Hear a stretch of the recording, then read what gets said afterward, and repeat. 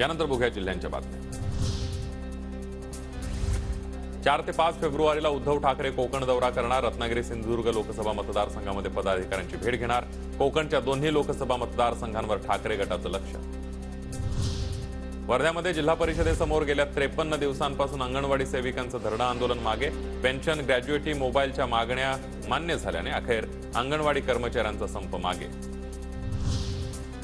चंद्रपूरमध्ये 7 फेब्रुवारीला विविध जाती जमाती आणि प्रवर्गाकडून महामोर्चाचं आयोजन।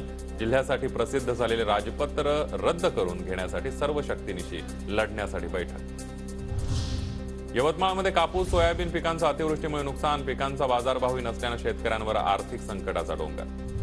भंडारा जिल्ह्यामध्ये जलजीवन मिशन आणि भूमिगत गटारांसाठी खोदकामामुळे वाहतुकीचा खोळंबा। लवकरात लवकर काम पूर्ण करण्याची मागणी।